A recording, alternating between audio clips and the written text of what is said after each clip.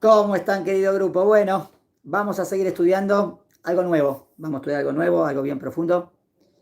Es un resumen de un libro, del libro de Rambam de Maimónides, Guía de los Perplejos, Morea Nebuchim. Vamos a hacer algo profundo. Esto no lo hicimos casi nunca. O sea, siempre hablamos de estos temas. Pero quiero ir ordenadamente analizando tema por tema.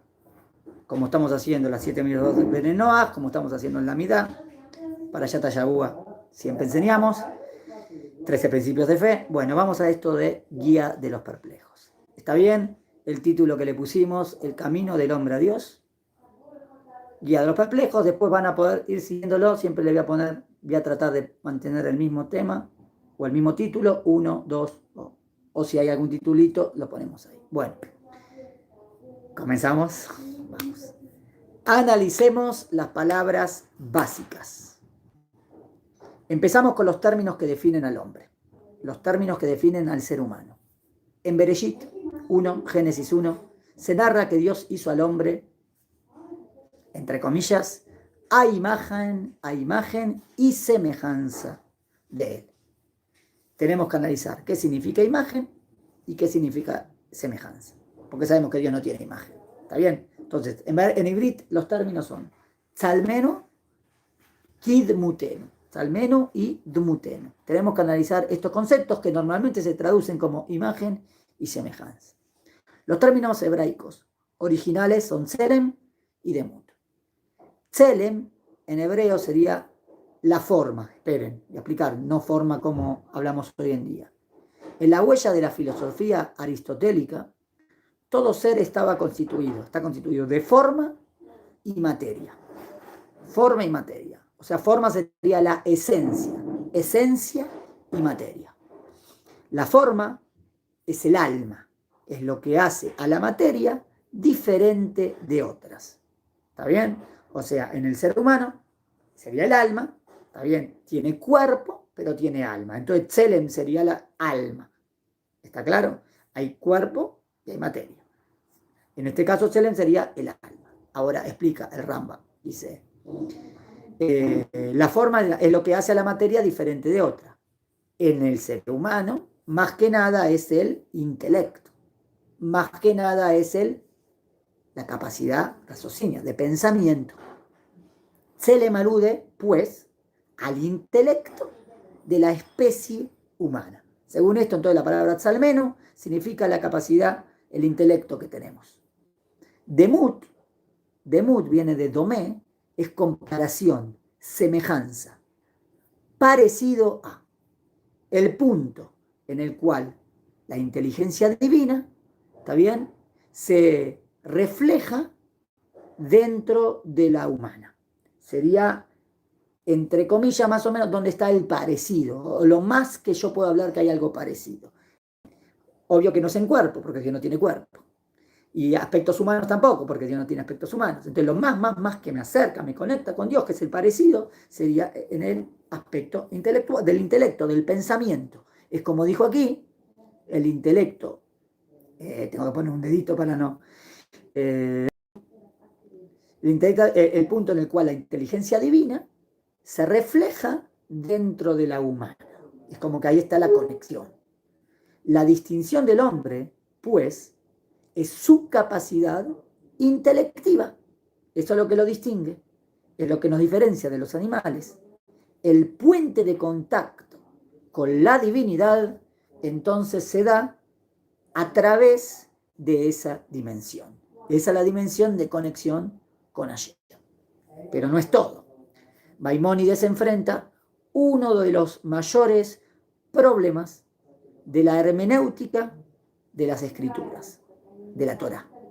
Dios hace al hombre dotado de intelecto y luego le prohíbe comer del árbol del saber del bien y el mal.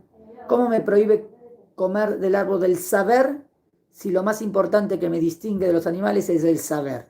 Y ese es el punto de contacto con Dios. Entonces no tiene sentido que nos prohíba comer del árbol del saber del bien y el mal. ¿Se entiende la pregunta? Muy bien. Patente contradicción si interpretamos imagen y semejanza como fuerza espiritual de entendimiento. Y ya contestamos. Vamos directo al grano. El árbol del saber referido al bien y al mal, explica el sabio, explica Maimónides, no tiene por objeto la verdad eterna que yace en el intelecto divino y con el cual se contacta el humano. Porque si fuese a ese punto, entonces ¿por qué prohibirnos comer de eso? Lo mejor que querría Hashem es que estemos en eso todo el tiempo, conectándonos con Dios.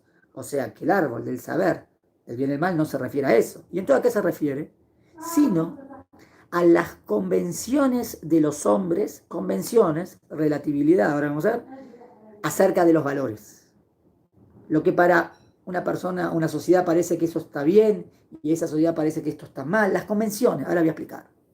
El bien y el mal, que dice ese árbol que está prohibido comer, lo que representa ese árbol, son relativos al hombre, relativos a las sociedades, no las verdades universales, las verdades absolutas. La verdad y la falsedad son absolutas.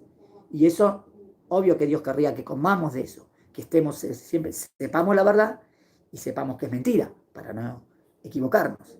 Lo que está prohibido es comer del árbol del bien y el mal. El árbol del bien y el mal no es el árbol del bien y el mal absoluto, sino el bien y el mal relativo.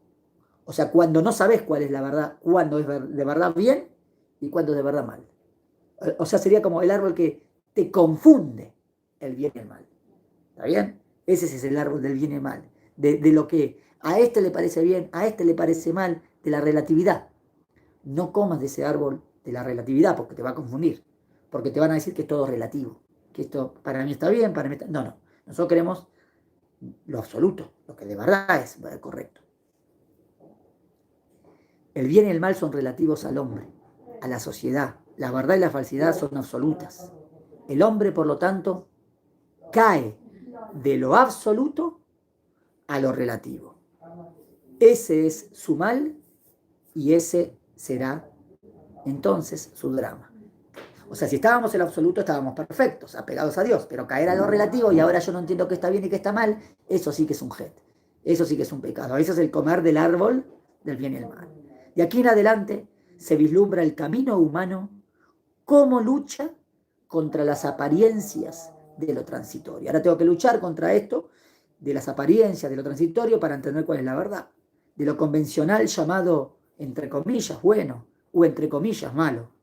Cáscaras y accidentes que se presentan ante el entendimiento y lo opacan, o sea, no lo dejan ver la verdad, para arribar, que ese sería nuestro objetivo, a la luz superior, impoluta, absoluta de la verdad.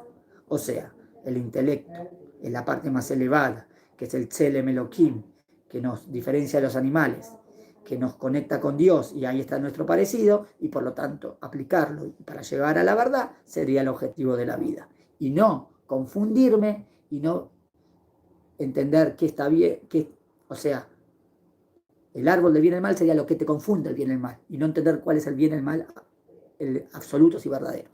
Sino eso relativo no me deja ver la verdad. De Moshe está dicho, y la imagen de Dios mira, Utmunat Hashem y Abit. Obvio que Dios no tiene imágenes, ¿no? Mirar es aquí, entonces, concebir, captar intelectualmente. Entonces, Moshe capta intelectualmente en su limitado, en lo máximo que se puede captar, a Dios, a través del intelecto. Maimónides rechaza todo antropomorfismo. Moshe, para poder mirar, entre comillas, la verdad de Dios, en Dios, ha de pasar por todo un proceso previo. Proceso previo, tiene que prepararse, de enriquecimiento espiritual. Conocimientos, ciencia, sabiduría, cuanto también de fortalecimiento personal, en la virtud, en las virtudes, en las cualidades morales, que lo coloca por encima de los devaneos humanos del bien y el mal relativos. Tiene que estar en un nivel superior a nivel humano, cualidades humanas, y a nivel sabidurías, que deja eso relativo atrás y ve la verdad. y así se va acercando cada vez más a la verdad. El camino de ascenso a la cumbre es duro, es difícil y es arduo. El camino a la cumbre no es un camino físico, es un camino espiritual. Es de a poquito, vamos elevándonos. En cambio, el resto de los hijos de Israel, de nuevo, en cambio el resto de los hijos de Israel, en la misma situación del Sinai, vamos a traer una comparación con Shemot 24, pasuk 10, que se acuerdan que tenían que subir al monte y a Ishtahabum y Rajok, se arrodillarán de lejos. Pero ahí dice que vieron, ¿se acuerdan? Entonces, en la misma situación, tuvieron una visión sumamente imperfecta. No tenían que ver, tenían que guardar el límite, tenían que arrodillarse de lejos, pero ellos quisieron ver al Dios de Israel. Y entonces tuvieron una visión, pero confusa, imperfecta, desde donde el atisbo de verdad se mezcla con toda suerte de distorsiones imaginarias. Cuando uno no está preparado y entra a niveles superiores, entonces no entiende bien.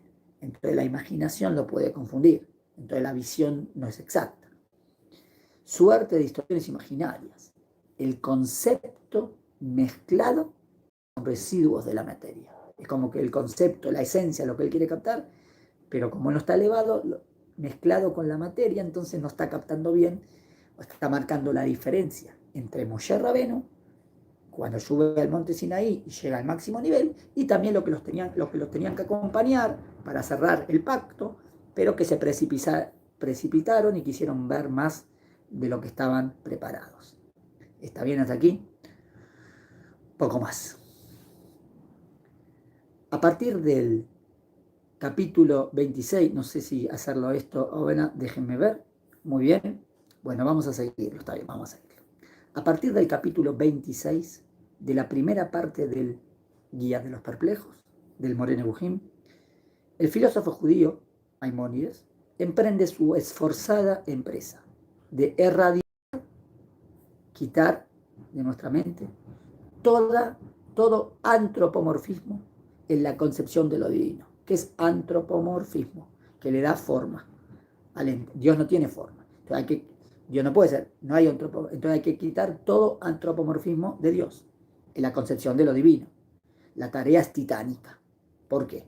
Precisamente hay que enfocarse a explicar las escrituras, la Torá, el Tanaj, la Biblia, que si bien en comparación con literaturas de otras religiones está casi despojada de concesiones a la imaginación humana, es que en comparación con otras escrituras, de otros libros, tiene conceptos que lo ven a Dios con cuerpo y forma, ¿no? No obstante, de tiempo en tiempo apuntan a alguna característica psicológica o de acción o de pensamiento atribuida a Dios, porque vamos a ver que Dios es incaptable. Entonces, pero la Torah te habla de Dios. Entonces dice, y Dios pensó, y Dios se arrepintió, y Dios extendió su mano, y Dios descendió. A veces hay pesukim así, y hay que entenderlo, porque Dios no tiene cuerpo ni forma, entonces no se mueve, no tiene mano, entonces extendió su mano. Pintió, arrepentimiento es un cambio, el no saber lo perfecto y después cambiar. Pensó también es una cualidad humana. Entonces, de vez en cuando los pesukim hablan así de Dios. ¿Cómo entender esos verbos? El racionalista, Rambam es una persona que le utiliza el intelecto, debe atender a todos estos versículos en bifurcadas líneas de comprensión. Tiene que analizarlos y comprenderlos. Una, que los explique. La segunda, que los conserve en la plenitud de su veracidad y santidad. Por un lado, tengo que explicar a qué se refirió ese pasuk, pero por otro lado no puedo decir, quiere decir eso y a lo mejor eso no tiene nada que ver. No, pero el versículo está escrito de esta manera. ¿Qué te quiso decir? O sea, tengo que explicarlo, pero tiene que ser verdadero lo que estoy diciendo, no una idea mía. O sea, que conserve la plenitud de su veracidad y de su santidad. Difícil simbiosis le toca entonces emprender a Maimónides. El gran filósofo fue precedido por múltiples sabios que ya tocaron estos temas, abordaron estos temas, buscaron solución radical, tiene que haber una solución de raíz que me explique. ¿Cómo puede ser que hay versículos en la Torá que a veces hablan de Dios como que tiene con forma, si Dios no tiene forma? ¿Cómo se entienden todos estos pesukim? Hay una frase tremenda de los jajamim que ya te explican eso de raíz. Y Maimónides, fiel siempre a la tradición. Maimónides es fiel a la tradición judía. Esta tradición se resume en una fórmula talmúdica. ¿Cuál es la fórmula? Dice, Dibra Torah, Bilshon Bene Adam. Habló la Torah en el lenguaje de los hombres. La Torah habla en el lenguaje humano. Por eso de repente me dice la mano de Dios. Obvio que Dios no tiene mano. Y Dios vio, pero Dios no tiene ojos. Obvio que Dios no tiene ojos de Dios. ¿Está bien? Entonces, la Torah te habla en el lenguaje humano. Dibra Torah, para que entendamos. Porque si no, no vamos a entender nada. Algo me quiere explicar. Me quiere explicar cómo Dios maneja las cosas. Pero me la tiene que explicar con palabras del mundo. El lenguaje de la Torah, por lo tanto, el referido a Dios, es siempre consecuencia, no de lo que Dios es, sino de lo que los hombres, la masa popular, puede entender. O sea, la Torah se tiene que amoldar a nuestras cabezas.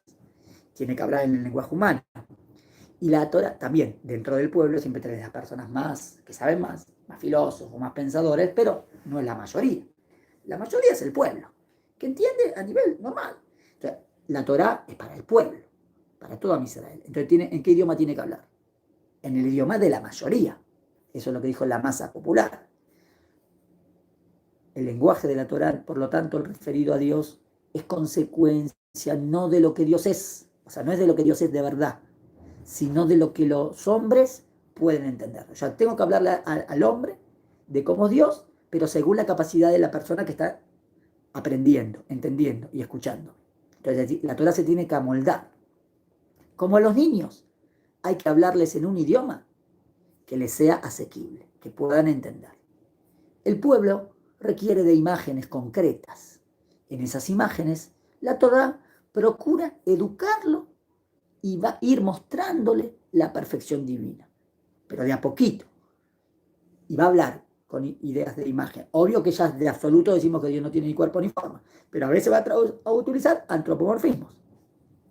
Aunque esa perfección, miren lo que dice, aunque esa perfección no es sino relativa a nosotros, en cuanto a Dios, todo lo que consideramos perfección, en verdad es defecto. Qué profundo. Dice, mira, nosotros queremos enseñar, la Torah quiere enseñar que Dios es perfecto. ¿Cómo te voy a enseñar que Dios es perfecto? Si todas las palabras que tengo son las palabras de la creación, y la creación no es perfecta como Dios, el ser perfecto.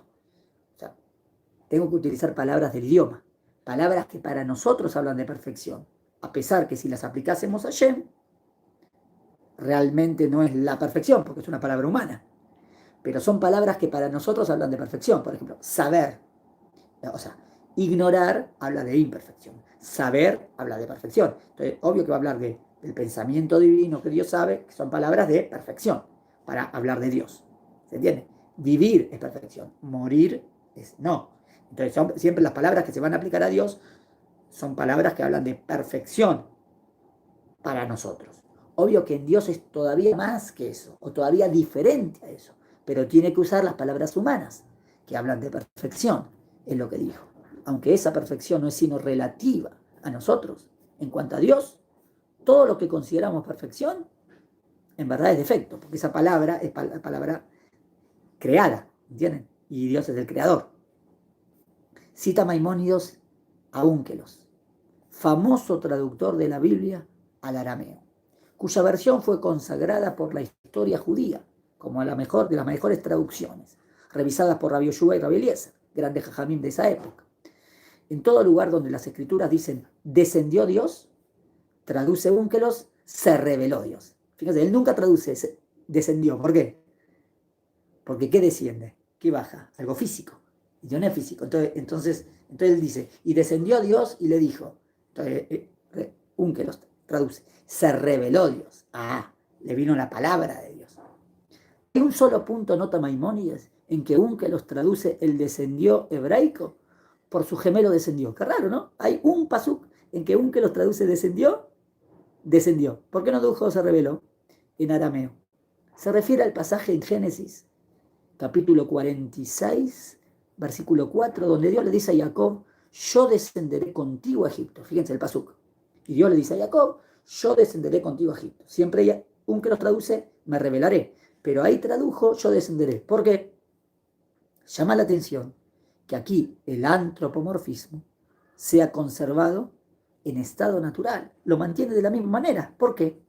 Explica Maimónides que el contexto de esa frase es la palabra de Dios dicha a Jacob durante el sueño. Había dicho antes el pasuk que Dios le está hablando a Jacob en sueño. Presta atención, miren que profundo. En consecuencia, lo que se cuenta en un sueño no es un hecho. Por eso no tiene reparo Únkelos en respetar los términos del sueño fantasía, de mensaje real, pero de expresión imaginaria. Él no tiene problema en traducir exactamente descendió, porque el pasuk anterior dice es en el sueño. Entonces en el sueño no es algo literal. Entonces puedo traducir descendió. Obvio que Dios no se mueve. Es en el sueño que está captando algo. Por eso lo tradujo literalmente. Sueño de mensaje real, pero de expresión imaginaria. Maimónides mantendrá a lo largo de toda su obra y también de su vida esta postura de comprensión psicológica. Las verdades no son dables a todos por igual. La verdad no le puede venir a todos por igual, porque tiene que estar esa persona preparada para captar esa verdad. Por eso hay que a veces amoldarse y decírsela en sus idiomas, como en la Haggadah de Pesaj se le habla a los chicos, ¿no? En el idioma. Si un chico de 5 años le vas a hablar como un chico de 5, uno de 10 como de 10, uno de 15 como de 15. Hablarle en lo que ellos pueden entender. Las verdades no son dables a todos por igual. El hombre real es el de la vida cotidiana. Tiene sus limitaciones. No todos están capacitados para captar verdades en toda su pureza. Cada uno en su nivel. Y si esa persona no está preparada y le vas a decir esa verdad, no la va a entender. Y puede hacerle mal también. Por eso hay que tener mucho cuidado. Hay una frase ahí en la película de Matrix 1 que dice, cuando lo despiertan, ¿no? Dice, perdona que te desperté, hay mentes que no están listas para ser despertadas. Esa frase es muy buena. O sea, tiene que estar lista para ser despertada, para entender.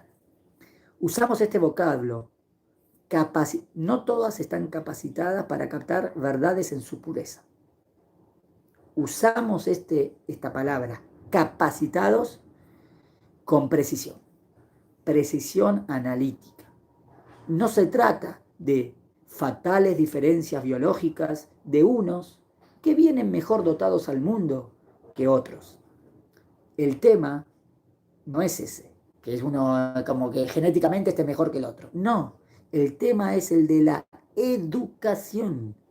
Unos son más educados, entrenados que otros y por lo tanto capacitados. O sea que eso de capacitado tiene que ver con la persona, cómo se dedicó a aprender. Y según eso va a poder captar la verdad. Entonces lo deja todo al libre albedrío y que cada uno de nosotros puede crecer. Bueno, es un tema muy profundo, no sé si se habrán dado cuenta, es librazo, temas muy profundos, trata de decirlo en conciso, yo voy a tratar de explicarlo y lo vamos a ir estudiando. Bueno, seguiremos estudiando, apenas seguimos estudiando, yo le mando un link, ahora empieza la clase. Saludos a todos.